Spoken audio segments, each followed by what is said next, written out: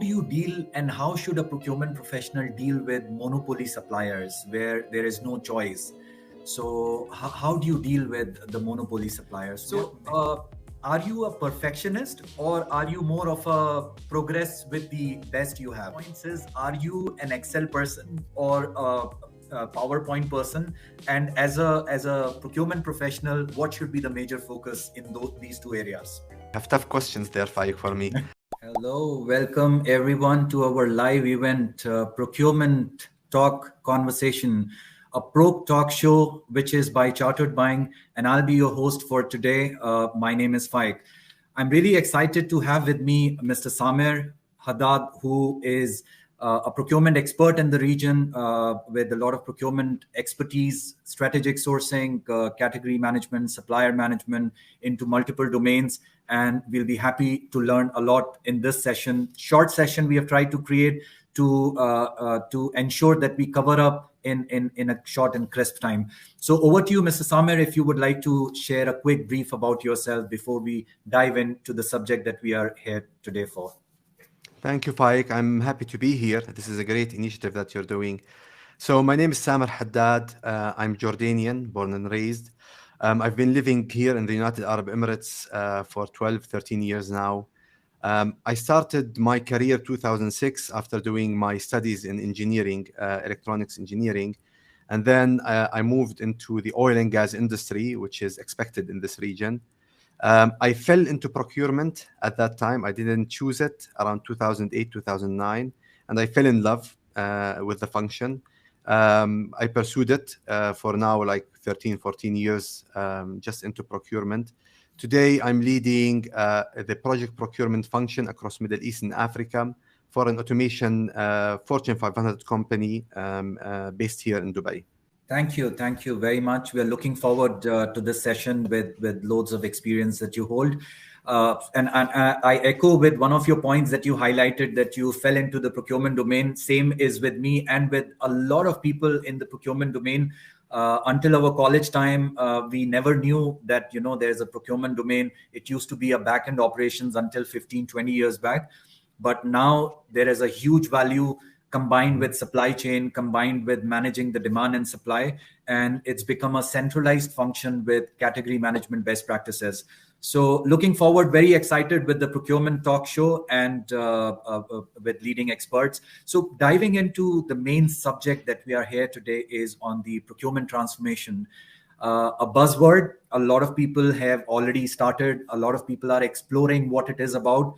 And there is no clarity on which place to start. Is it all about people? Is it about systems? Many people are connecting it to systems, considering the word transformation. Or is it about process?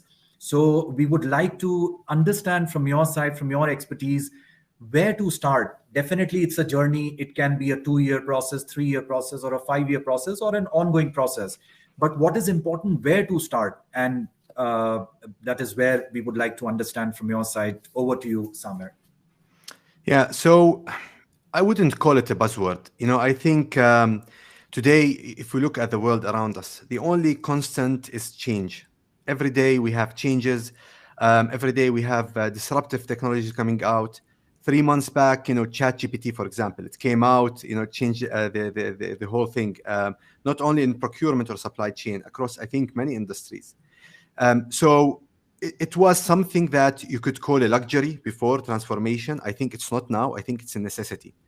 So companies, I think, and businesses realize that efficiency is becoming something that you should achieve today, because really soon that could affect your ability to be competitive, profitable, and even to provide proper services for your customer.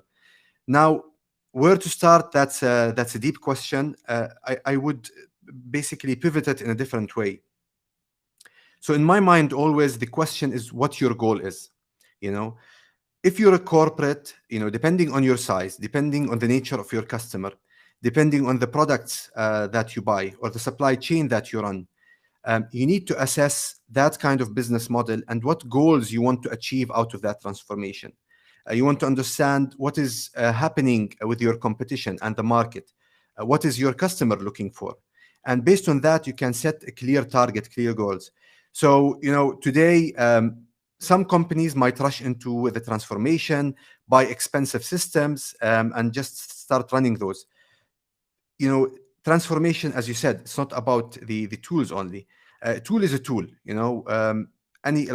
Based on that tool, you can do some things, but doesn't solve your problems necessarily. Now, the process is part of the equation, and the people is, in my eyes, the biggest part of the equation. So once you have those goals, and you align them to a value chain of your business, what you want to deliver, and then roll it back towards what you need to do in such a transformation. Fundamentally, if I want to go to the technical part of it, yes, you need to look at your process. If your process is not optimized, you cannot just wrap a system around it and expect it to work. You need to hack the process. You need to make sure it's lean, it's right to deliver the results that you're looking for. It's agile, it's flexible. You can maneuver it based on changes in the market. And then once you have that clear idea and strategy around your process, then you have to start looking at what technology and what system can enable what I'm trying to achieve through that process. But having those two elements is not enough. One of the most important things we talk about today is change management. People are a big part of that equation. There's lots of anxiety, I think, out there replacing people. I'm one of the people that keep saying, yes, if you're today in procurement, supply chain, you need to start driving new skills into your skill sets, into your tool set. And on top of those, of course, technical in terms of IT, technology, knowledge and know-how. But another part is moving more towards the strategic thinking, problem solving, and creativity. I think at some point in the future, and from what I'm seeing in the trend of things developing with AI tools, and it's not far away where really those will be the core skills that you will be looking for when you look for procurement people. You need people who know how to deal with suppliers, who have emotional intelligence to build that relation, because that relation will bring more innovation into your world, and how they can, solve problems, utilize the amazing tools that we'll have on our hands to deliver great results. So this is in my mind, and a short way to put it, how I encompass the transformation that companies should be looking for. Absolutely. That is quite informative. One of the points that, as part of procurement consulting through chartered buying, what we have experienced is when people hear about procurement transformation, they just want to go for it. What we usually recommend is at least there should be a maturity assessment to check where the organization stands at this point of time. So that is something which is important to understand. Where are the processes? What maturity level is the technology? Is the technology today? We have iPhones, Samsung. Are we using these to the full capacity? Similarly, is within the organizations. Are we using those tools to the full capacity? So people, process, systems are to be considered, but where to start from is something which is extremely important. So well raised points. How do you consider category management, which has picked up strongly and which has even taken over the product management side? The supply chain domain is all falling part of the category management. So how matured it is in this region? What is the future prospect for category management expertise that is being looked at the moment? Yeah, I think it's one of the things, again, it depends a lot on the business you're looking at, how big your spend is, how wide your spend is. So if you're a business that buys a lot of things and you have distributed offices or buying entities across the globe, definitely it's something to look at. And based on what you deliver in terms of products and services to your customers, it's a big powerhouse in a procurement organization, because it can easily drive you that you lose lots of benefit if you're not having those categories defined. And it's not just basically putting things together and negotiating them and creating the agreements. It's that relationship that you do on a regional or a global level with certain suppliers. I think the power of category management will be beyond the financial.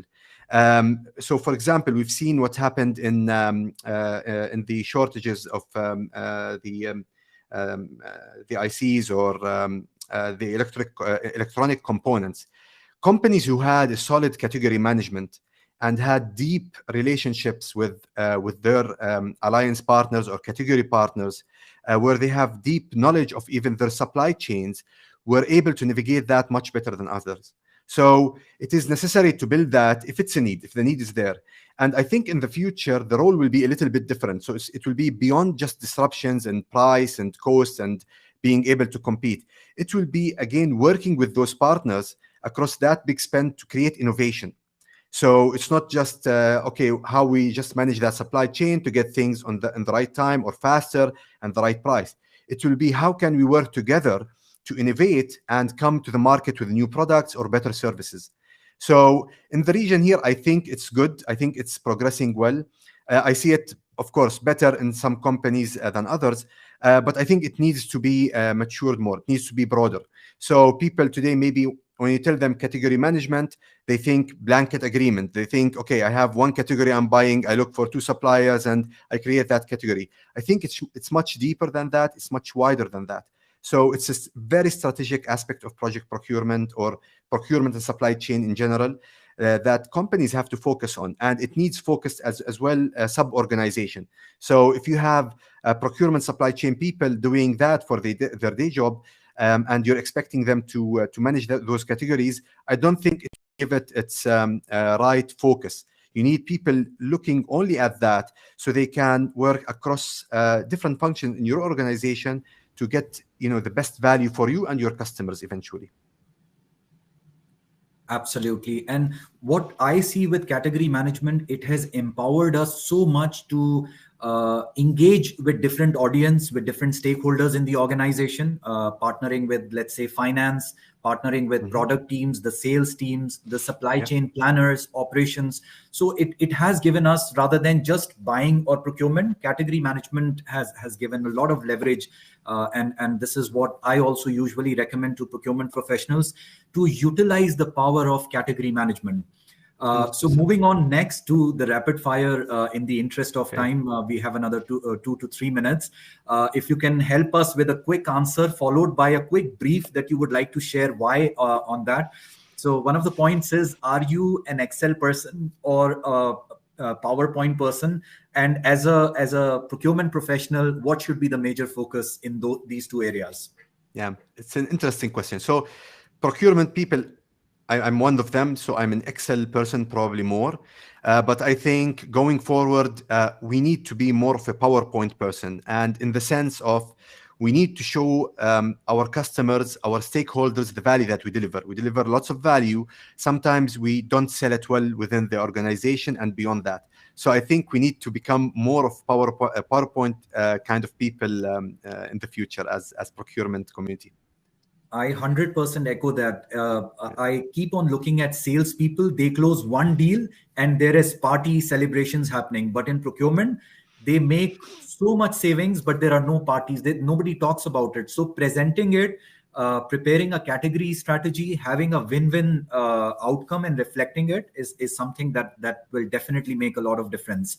So are you a perfectionist or are you more of a progress with the best you have? You have tough questions there, Faiq, for me.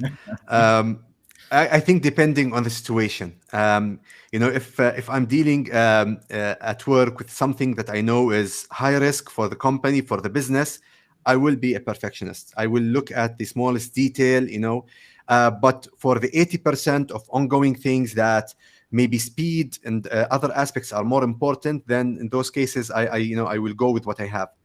So it depends on the situation. Okay, that was very diplomatic. And the last question, which I have experienced a lot of challenges and progressed over a period of time. How do you deal and how should a procurement professional deal with monopoly suppliers where there is no choice? So how do you deal with the monopoly suppliers? What message do you pass on to them? And where is the winning combination for the monopoly supplier and for the company that we are working with? Yeah. So first of all, they know that they control the market. A smart procurement person will realize that, acknowledge that, and the core skill in these cases is your ability to negotiate, your ability to build rapport with these companies. I've faced those cases, and in most cases, I will not generalize, but they are not monsters. Yes, they have that power. They wanna sometimes leverage to their benefit, but they're humans. At the end of the day, they're humans on the other side. So if you build a relationship with them, benefit is not always just pure commercial. Um, if you build that kind of rapport, if you build a relationship over time, you will start getting a benefit of that relation. It's not easy. It's never going to be easy.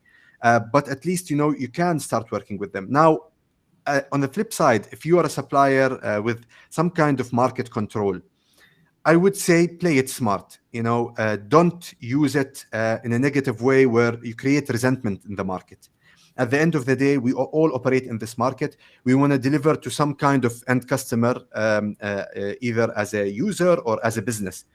And you need to understand the value that you support towards your services or products as a supplier.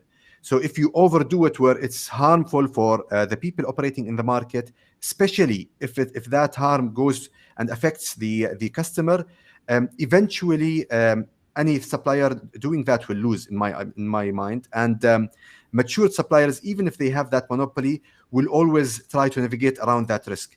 They want to keep delivering value. They understand that if the tide changes, they might not be in the right spot in the future. So yeah, that's it for monopoly, which is a tough question to answer. Absolutely, absolutely. So I totally echo with your message that a supplier, if you may be having a monopoly in this particular service, remember there are many other engagements as well where you might face a challenge. So let's do it on a relationship basis rather than tweaking and kind of challenging on that situation. So I think we have covered well, and in the interest of time, we would like to wrap up. Thank you very much, Samer, and everybody who has joined in today, all the viewers, for taking your time out to share your feedback and share your questions around.